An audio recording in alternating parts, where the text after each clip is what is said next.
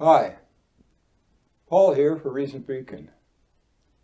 I'm broadcasting this channel from my bedroom studio in the great Pacific Northwest. Today's topic is fixing the Electoral College. Before continuing, a short reminder. Leave a comment whether you agree with us or not. We'd all like to hear from you. Or visit the Reason Beacon website. I've placed a link in the description below. If you feel this video is useful and informative, remember to click on a thumbs up to tell us you like it. And to follow us, click on subscribe. To stay informed, ring that bell to receive notifications when we post new videos.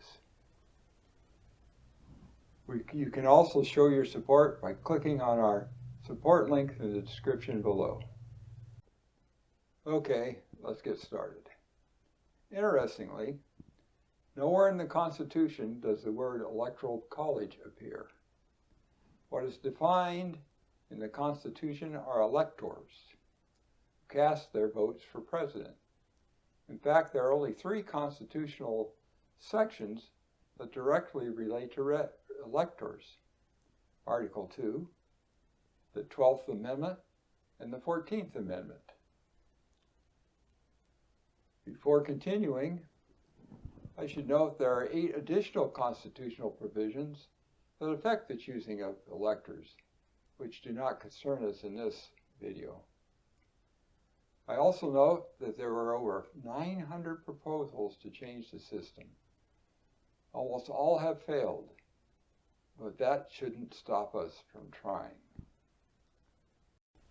I'll start by stating in contrast to most of the proposed fixes that there is much about our current system that I agree with. In particular, I agree with the distribution of the electoral vote among the states. For example, proposals that want to make the choosing of a president by strictly popular vote are not, in my opinion, reasonable. States with large populations would dominate the election process. Small population states, something like, say, Idaho, which have specialized local problems, will tend to be ignored. Not a good idea. On the other hand, having each state cast the same number of votes is also a bad idea. Populous states whose problems we've seen lately are quite severe will tend to be ignored. Also not a good idea. Since our country is a confederation of states, each of which has given up some of their sovereignty in order to form a country that provides benefits to all of us, the current distribution of electors, which was the result of a compromise, seems reasonable to me. My proposal does not change this. What I'm proposing is fairly simple and does away with the machinations of state politics to change or overturn an election. However, these proposals require that the Constitution be amended in order to be implemented. Particulars are: 1. Each congressional district shall have 1 vote for president, determined by the district's popular vote. There are no electors, just a simple vote determination. Each district chooses a representative to the House of Representatives in this manner, so this should be simple to implement. As done today, the total number of congressional district votes remains unchanged. What's different is that there's no statewide winner take all for these votes. Hopefully this will ensure that the concerns of more districts will be addressed. But note, the total number of congressional districts is set by Congress. There were 60,000 citizens represented by one representative initially. Today, 750,000 citizens are represented in a district. That is only 8% of the original. Of course, it was made smaller so the House wouldn't be unwieldy. But now we've gone overboard and we get even less representation. And no constitutional amendment is required to change this. I played references to this in the description below. There are, of course, other issues with changing the number of representatives, but I'll tackle those in a future video. For those who are interested now, I've placed a couple of references in the description of this video. 2. Each state shall have 2 additional votes determined by statewide popular vote.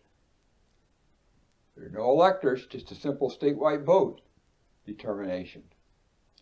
Each state chooses their Senate representative in this manner, so this should be simple to implement too. As is done today, the total number of statewide votes remains unchanged. 3. I propose in the case when there is no winner that we choose our president by allowing each representative 1 vote and each senator 1 vote. Currently, if no person gets enough votes to become president, then the president is chosen by the House of Representatives, with each state getting 1 vote. It's the 12th Amendment. As noticed earlier, this is not a good idea. Instead, the proposal is to make the selection based on the actual congressional representation. The vote shall be taken immediately. If there is no winner, then the second vote will be cast immediately, and whoever gains a plurality will be the winner. That's it. Of course, there are related topics such as voting rights, redistricting, and an important one, specifying the number of representatives in Congress, which I'll discuss in the near future. Note that I placed additional Electoral College references in the descriptions below. Whether you agree with my proposals or not, be sure to leave a comment. I'd like to hear from you. A lively discussion is useful to all of us. Or visit the Reason Beacon website. I placed a link in the description below. If you feel this video is useful, like it by giving us a thumbs up. And click on subscribe to follow us. To stay informed, ring that bell to receive notifications when we post new videos. You can also show your support by clicking on our support link in the description. Thanks for your attention.